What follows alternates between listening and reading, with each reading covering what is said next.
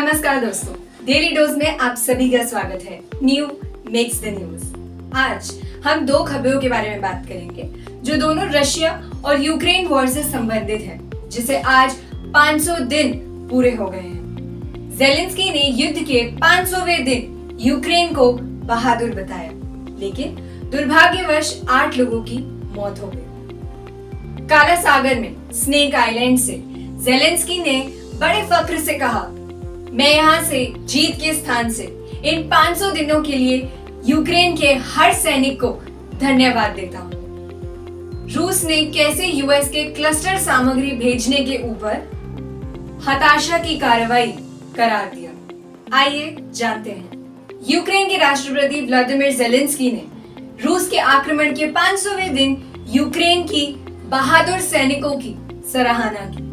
उसी के अलावा रशिया के हुए रॉकेट हमले में लोगों की मौत का आंकड़ा बढ़ता गया, जहां पर वो 8 तक जा पहुंचा।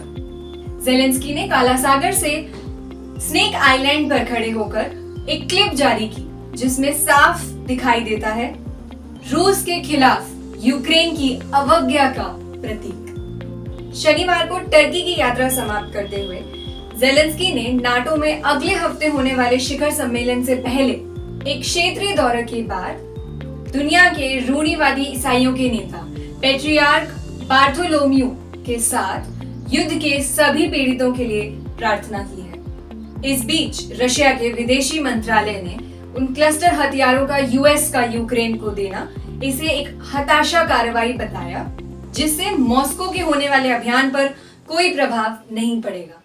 आइए जानते हैं कि यूएस के क्लस्टर हथियार यूक्रेन को देने के निर्णय के बाद यूक्रेन में क्या स्थिति है।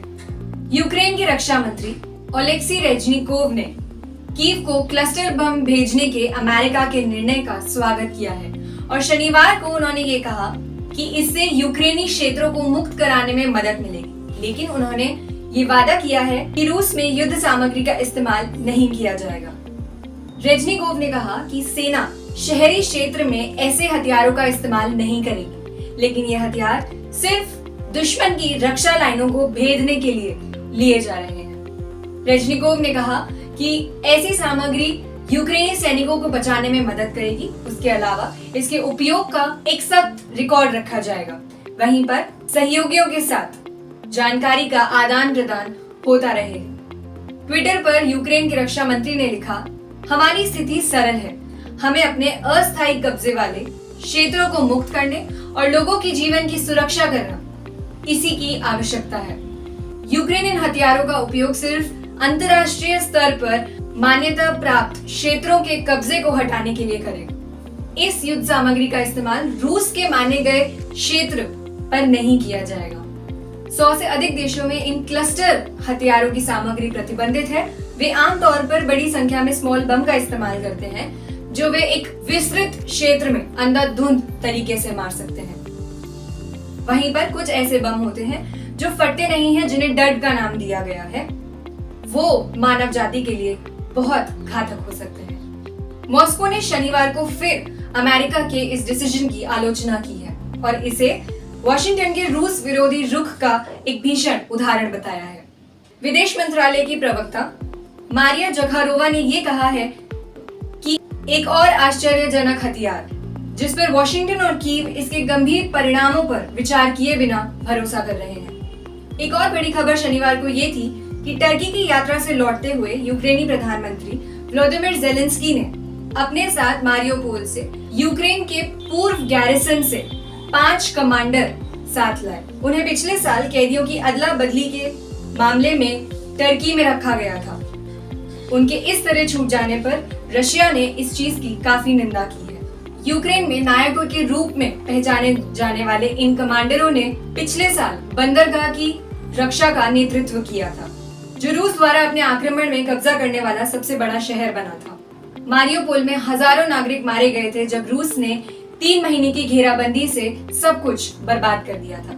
अमेरिका के राष्ट्रपति जो बाइडेन के सुरक्षा सलाहकार जेक सुलिवन ने इन क्लस्टर हथियारों को मुहैया कराने की मांग की थी, ताकि फरवरी 2022 में रूस ने जिन जिन क्षेत्रों पर कब्जा किया था उनको वापस लिया जा सके। जेक सुलिवन ये मानते हैं कि हाँ, इन हथियारों से लोगों को नुकसान पहुंच सकता है। लेकिन अगर रशिया के सैनिक और टैंक इसी तरह से यूक्रेनी क्षेत्रों पर लुढ़कते रहे या फिर उनको नुकसान पहुंचाते रहे और यूक्रेनी नागरिकों को अपने अधीन करते रहे तो यह ज्यादा बड़ा खतरा होगा। रशिया, यूक्रेन और अमेरिका तीनों ने ही क्लस्टर युद्ध सामग्री वाले कन्वेंशन पर हस्ताक्षर नहीं किए हैं, जो हथियारों के उत्पादन, भंडारण, उपयोग और हस्तांतरण पर रोक लगाते हैं।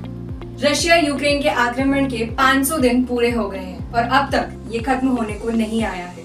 आगे क्या होगा ये जानने के लिए आप जुड़े रहिए डेली डोज के साथ। आज का एनालिसिस किया गया था times of India newspaper times global page 9 जुलाई 2023 से।